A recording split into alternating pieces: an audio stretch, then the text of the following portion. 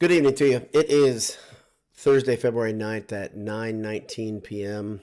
Purdue has just beaten Iowa 87 to 73, 74, 73. And Purdue is now 23-2 on the season. I'm going to tell you about how they got there here in a second. If you didn't get to see it, I'll explain it, or I'll talk about it. Before I do, I want to thank our sponsors. Thanks to Martin Vintage. Thanks to head over to martinvintage.com. Pardon me. Head over to martinvintage.com. Grab a t-shirt, grab a sweatshirt. And they're boiled at checkout. You'll get 15% off. And of course, when you're on campus, maybe you did today. Who knows? I didn't get to get on campus. Didn't have tickets. And if you've checked prices, like one of the members of the BS crew has recently, they are through the roof for every game, as they should be for your number one Purdue Boilermakers. But when you're on campus, if you've already got tickets secured for a game or two as the season comes, as we head down to this final 6 games, head over to AJ's on Vine. Before you go there, go to eatajs.com, order your favorite things, then go settle into a nice booth. I sat at the high top table last time, my wife and I did, watch some games, take it easy before the game or after. Or you can just cool off like I needed to do. Honestly, I could have started this post-game a little bit earlier, but I was red hot. Then I'll tell you about why. You can probably guess already. I mean, the photo is not of the guy who deserved it to be. Braden Smith deserved the photo, the cover photo. But I gave it to Courtney because that jackass affects the game so much. He and his crew are just incredibly bad at their jobs, and they make me nuts. I tweeted about it at the half, and then they went and they changed the way they officiated the game, at least on half of the court. They started calling ticky-tack fouls on Purdue. They continued that. But at the same time, Iowa played an extended trap press. Purdue handled it okay, but it's a lot easier to press when the other team is allowed to just slap you and beat you up. It just is. The stuff makes me so angry. It makes me as mad as anything. Purdue wins by 14 points. They're favored by 7.5 points. Everybody talks about how much you're favored by. Purdue was up by, I think, as many as 19 in the second half. The lead got all the way down to 6 before Purdue pushed out a little bit. Part of that was Zach Edey came in and just kind of was angry, and he had had enough. And he did what Zach Edey does. So Purdue improves 23-2. On the back of Braden Smith just playing a fantastic game. He did it in a bunch of different ways. I'll talk about stats here in a second. I don't like to look at stats right away just because it kind of influences the way I talk about the game, and I'd rather shoot from the hip or from the gut or whatever. But I waited because I did not want to be so angry. You know, like there's that Fran Con thing out there where Fran just goes crazy during the game on the sidelines of a court, and he'll get a tech, and his head will pop off. Well, that's what I did. I had to apologize to my wife and my son because I got so angry. And if you heard me, if you're my neighbor, I apologize because it wasn't good. But Purdue wins, and that's the big thing. And they did it in spite of having to play a completely, I don't even know what you call it. They had to play different basketball because the game was called not like college basketball should be called. And like I keep saying, I'll keep up with this theme. Hopefully Purdue breaks this streak. But Big Ten teams struggle in the tournament for a lot of reasons, but maybe the biggest one, and probably the biggest one, is because officiating crews, like what you saw tonight, continue to get their contract, continue to get invited back by the Big Ten Conference, and change the way the game is being played. Guys, simply, it's not so much on-ball defense that gets me, it's away from the ball. Watch the way Zach Edey is not allowed to move. He cannot move. They will hold them up like it's a block, like keeping their hands inside the shoulder pads. Thing is, in this sport, if you put 2 hands on the front of a guy and he's trying to move, it's a foul every freaking time. And the other thing, when a guy drives and you put your arm across his body, I used to say this to my son when I'd coach him, when you reach across the body, it's an easy call for any official to make, except for Big Ten officials. They're not going to blow the whistle. Braden Smith, who's had a great game, he had a couple drives, so if you watch, and he comes across, he gets absolutely mugged. Iowa player puts up his hands, no whistle. So if you put up your hands, you're exonerated of all guilt, which is absurd. So, but Purdue, I mean, here's the thing. we've seen this before during the press, especially when these games kind of get gritty and tight, when they get sloppy. That's what that team wants to play at that point because they know, Iowa knows they can't play half-court defense. Their half-court defense is absolutely atrocious. And I'm sure if I had a stat guy near me, they could tell me how bad it is. But they are so bad on defense. I don't know what their defensive efficiency is, but so bad. I listened to Painter's weekly show today, this afternoon. I always like to do that right before a game. Hear what he had to say. And one thing he said is if you beat their press a couple times in a row, they'll call off the dogs. Purdue wasn't beating it efficiently. And there's a hard thing. If you've never played basketball, I'll tell you a little bit. Like my wife kept saying, they figured some things out. It's very difficult to play that type of, when you're playing a press like that, and you're coming up as hard as you can, but you're trying not to let your panic get to you. And then I've got to get across the line because I'm going to get a 10-second call. So you go from calm, got to get there. You get over there, and now you have to calm down again and run your set, which is what Purdue strives to do. Good for Fran for taking advantage of the situation and keeping Purdue out of their half-court sets for much of that second half. And better for Purdue for punching the officials in the mouth and not allowing them to define the outcome of that game. Let's look at the stats real quickly. Like I said, Braden Smith carried Purdue. He played a heck of a game. Edey, I think, had 4 points and I don't know. I'm holding up 2. 4 points and 8 rebounds with like 12 or 14 minutes left in the second half. And Braden Smith at that point had 20.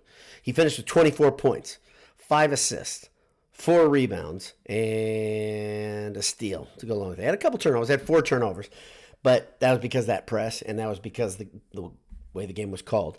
A lot of people, including the guys at Boiled Sports, we have a thread run, and a lot of people are angry about the way Purdue handled the press. I cannot stress how much difference of a game it is, how much different of a game it is when you're allowed to foul that way. And how much easier the press is when the reach-in is simply not called. Whatever. Purdue won. That's the big thing. I like that I'm angry after a win. I guess that's better than the alternative. Let's see. Caleb First had 11 points, 10 boards. Always good. And then Zach, very quiet evening until about a 2-minute stretch in the closing minutes. Painter puts him in there, and I think he had 2 buckets in a row, and he grabbed like 4 boards in that period of time. He finishes with 14 points, 14 boards, 4 assists, 5 block shots.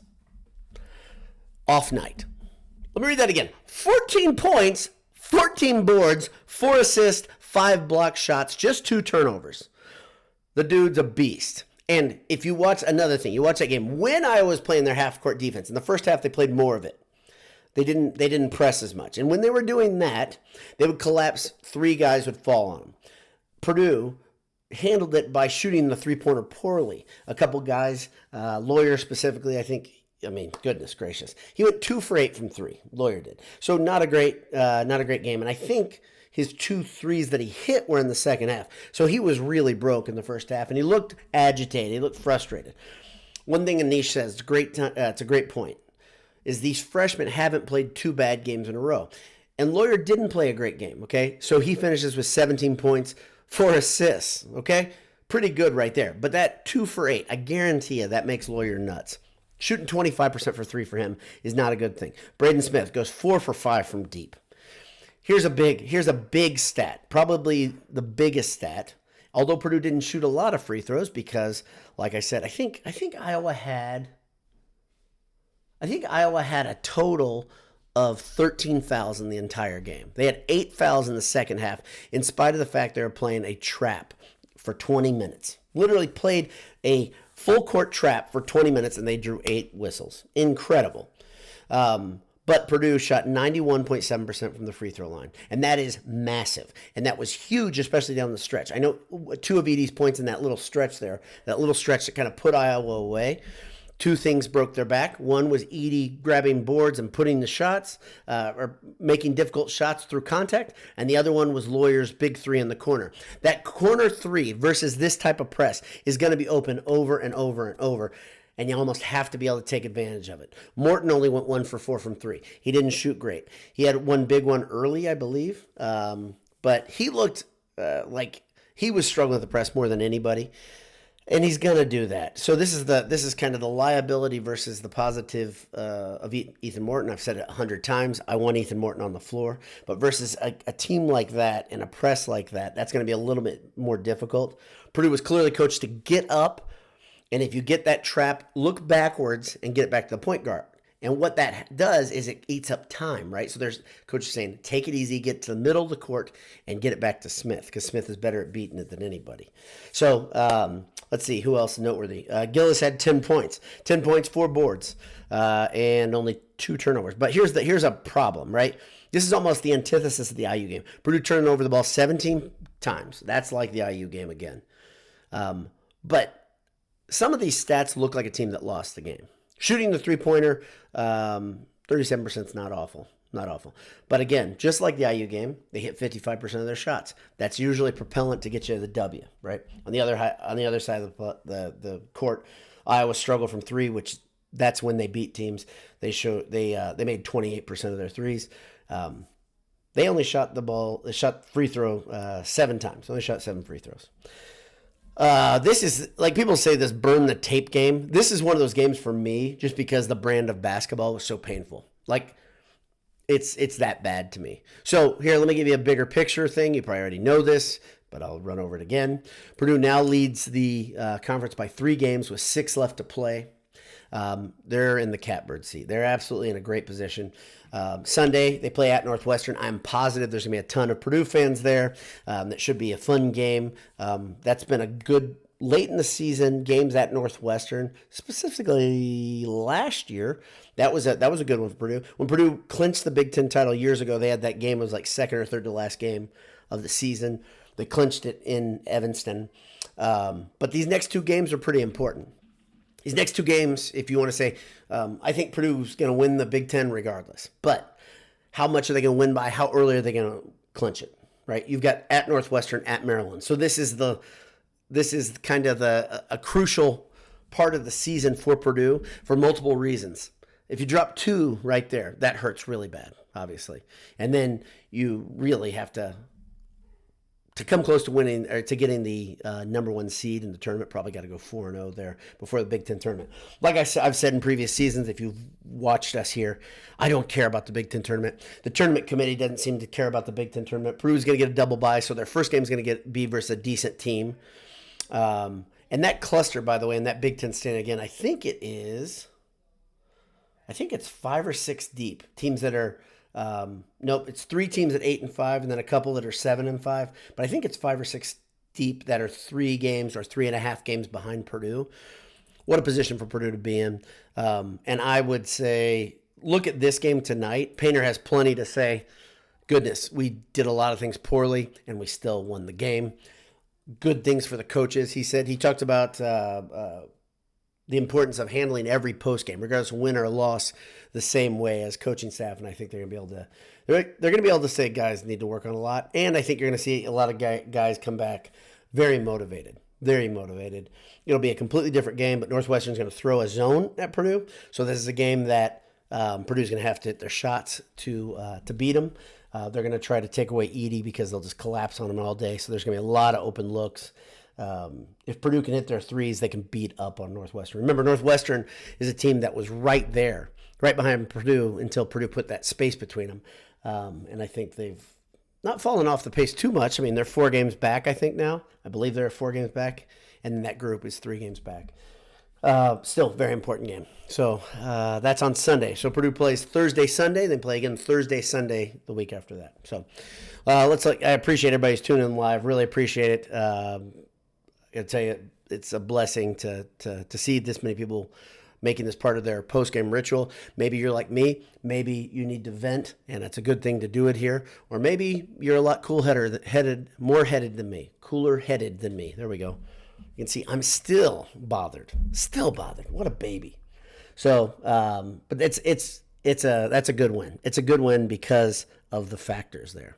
It's a good win. And let's not forget, a pretty good Purdue team got taken right up to the brink against Iowa last year when they were number 1. No, right before they were going to number one, right? Last January. And it was the same garbage. Same garbage. Full court press, hit some threes, got one of the Murrays, probably the same guy. I mean, I'm convinced that those two guys just swap jerseys and both of them play, but that his game is so much like his brother's. Anyway, so great win, Kevin Pastor here. Adam says, boiler up. Hammer down, my friend. Ted Berkey, work on the turnovers. Other than that, good win. Yep, 17 turnovers, like I said. I'm going to take it with a grain of salt. But, yeah, you can't turn over the ball 17 times and expect to win. It's not a good practice to get in, so they got to clean that up. Let's see. Randall Kindig says, this team is way better on turnovers than last year. Yeah, they I really think the team last year would have lost this game. If you get into this sloppy of a game, called that way, the team last year definitely loses that game. Vincent Mostert says, got to move Edey up the court on the press sooner. Okay, so I noticed that Edey was coming way high to set the pick, like just at the bottom of the circle on Purdue's side of the court. So he was coming up high. The thing that you're trying to do, though, is you're trying to keep them honest because they'll put a free safety back there.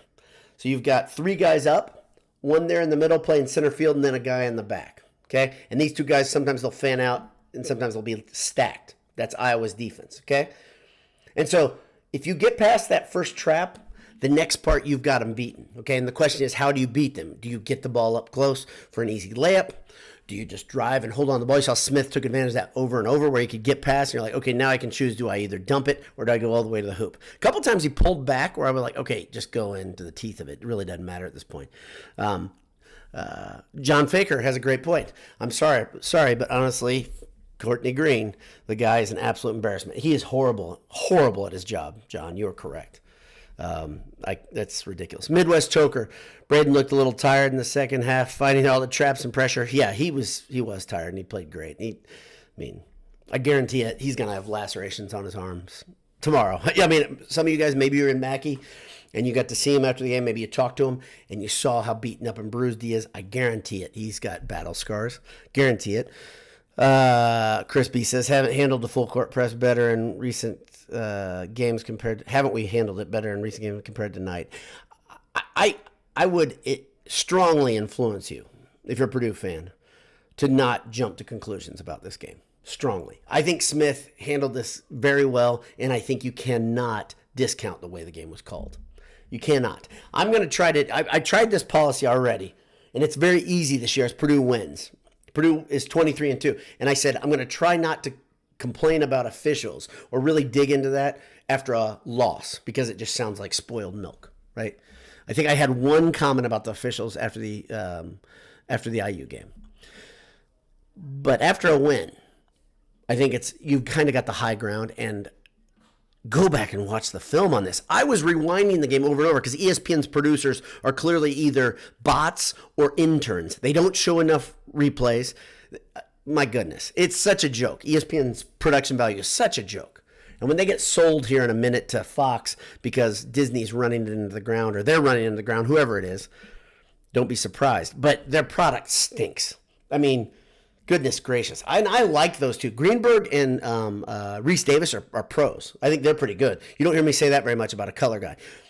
That team is so much better than what you heard during the IU game. So much better. So they're not making your ears bleed, at least. I mean, they wanted a game. You could tell they were kind of rooting for Iowa to get back close. Of course they were. When Purdue's up 19 points with 14 minutes left, they don't want to see that. They want to keep people in the game, watching number one get taken to the ropes, right? Rudacris, great name. Rudacris says first had a great game today, plenty of offensive rebounds. I think it's his first double-double of the year. I do too. And I think it's an excellent game, hard-fought game. Chad Austin. I don't think it's the Chad Austin, but Chad Austin says, Seth said College Game Day has been to Mackey before. I don't remember that game. Chad, I believe he's correct, and maybe someone in the comments will say that. I believe they were there for a Michigan State game about 7 or 8 years ago. I believe they were. So I'm not positive, but I believe College Game Day was at Mackey. So I might be wrong, but that's the way I remember it. Look at this. John Faker. Goodness gracious, that's awesome. I did not read down that. John Faker says College Game Day came for a Michigan State game in 2011, I believe. So that's that's par for the course for me to not remember the timing. So say 7-8 years, and when you're 47, it's really 12 years. Hey, all right. Todd is 16. Third double for first. Okay, good job. I love you guys with the stats. I love it with the analytics. Obviously, you know I'm not great at that. Try not to do a lot of that during these. Oh, look at this. I got a special. One of my favorite viewers of the post game. Alfred Dowd says, "Boiler up, hammer down, hammer down." My favorite watcher of the post game is here. So. Sorry, no offense to anybody else. Patrick Pence says, not everyone can pull off the round eyeglasses. Study session at undergrad library after this for Dowd. Did Dowd ever study? Patrick, these are all fair. Those are fair statements and a fair question. I can't answer that question. Alfred Dowd could tell you that, though. I can tell you I studied very hard. Very studious guy, okay? And when I wasn't studying, I was thinking about studying. And these glasses, you can tell I'm a smart guy because I wear circle glasses. Just like a movie or a sitcom, that's absolutely the truth. All you need is circle glasses to pull that off. I mean, that's just the truth. Nathan Hartman said, I don't know. I never said anything about you. I don't know what that means. So, okay. There's another conversation. I missed it, so I scrolled down because I was excited to see my dad in here. But anyway, Dalen Clements says, really have to work on full court press. We've been okay. Same thing. I think we all got to take a grain of salt. If you're like me and you're a dork, go back and watch it on DVR tomorrow, and I think you'll see what I'm talking about. Maybe I'm wrong. Maybe I was just frustrated about nothing. I don't think so, though. I don't think so. But maybe, perhaps. We'll see. Indiana in fishing. Don't be surprised to see other teams pressure us like Iowa. I want teams to pressure us. I'll be real honest. I want it to happen. If you can call the game like a basketball game, I want the press, especially with Braden Smith. If he's in good shape foul-wise, I want teams to press because I think you'll see happen what started to happen there, by the way. Purdue started scoring in bunches. Do you remember that? Purdue started scoring in bunches against that press. And then it was completely flipped when Iowa said, get more physical, and no whistles were going. Completely changed the game. Completely changed it. I want teams pressing this team. I'll be honest. I really do. I want to see more of it. Please keep pressing Purdue. I'm gonna dare them. And I do think most of the time in the NCAA tournament, you're gonna see games called a little bit better than what we saw tonight. That was great. Let's see. Boilerman, most aggressive press we have seen, no doubt. Not even close. Anybody else? I think you saw some kind of half-ass presses early in the season, especially when Purdue was rolling through teams. We saw that in November, right? I think Gonzaga threw a press at Purdue, and it was ineffective, and Purdue kept them at arm's length, kept them at 12 points. It didn't matter. Ted Berkey, again, says, the concern will learn to play with these. Yeah, this is it. This is the whole thing. The concern is we learn to play with these refs, and the refs are different in the NCAA tournament, and it hurts us. That's it. It's my whole thing. It's my thesis. I think I'm one of the first people that I started talking about this, that I think that's the entire problem with the Big Ten in the NCAA tournament, the way they play during the season. So Kyle Ray says, is it just me or do we look slow? They got on tons of fast breaks, and we couldn't keep up when they started countering. Make no mistake, Kyle, I don't think this team is going to get any awards for being a super hyper-athletic team, okay? And you can break it down player by player. The only guy on the court really that's going to beat you with his quickness is Smith. That's it. The rest of the players are really correct in assignment. Their assignment basketball is really sound, okay? So I don't think you're wrong. And this has been a Matt Painter thing for a long time. That really solidly built team in 2018, right? That had that, I think there were 5 seniors, and then Boogie came off the bench, and Klein came off the bench. That team was not very athletic either. But in fact, that team was not athletic at all. In fact, the only guy on that team that was going to beat you was Boogie coming off the bench. This is kind of a Painter thing. Last year was a bit of an exception because you had Ivy on the court. And he was world-class athlete. Can get up the court in 5 steps. I think we said 4 or 5 steps on different fast breaks. Incredible stride length, incredible quickness, incredible speed, top-end speed. And Purdue doesn't have that this year. They don't have it. So let's see. Let's see. I got one more. Alfred Dowd says, the round glasses are very special. Studious as always. Love you, son. Thanks, Dad. Love you. That's about it. I'm going to call it a night. I'm going to leave it on a very high note because my temper is mostly gone now. And so that's a big deal. Sean Stevens says, bring on the press. Practice makes perfect. Exactly. I will continue to make this point. I want this team listening to Matt Painter. I want this team learning from Matt Painter. Painter has figured out a thing or two as he's matured as a coach. He's gotten better. Now, is this team perfectly built for the NCAA tournament? We can beat ourselves up and think about this forever. And we can say, oh, these guards are too young because guard play is so important. You're right. No question. Guards are too young. Dynamic guards are what win the NCAA tournament. I would say that over and over. But I can think of exceptions. For every time I think of that, I can think of exceptions. Okay? I will say experienced point guard play is a big deal. There's no doubt about it. But you can't pick when you have seasons like this. And as Purdue fans, we can say it's never happened. Purdue has never been 23-2. Enjoy the ride, friends. Enjoy the ride. Don't fritter it away by thinking, oh man, Purdue's not going to be ready for the NCAA tournament because of this. Okay, well, just don't do it. They got the best player in America. I think almost everybody agrees with that. And then you've got a bunch of guys that play their role, and you got a bunch of guys that step up when needed. And you've got a good point guard who's quick, and he's got a huge chip on his shoulder.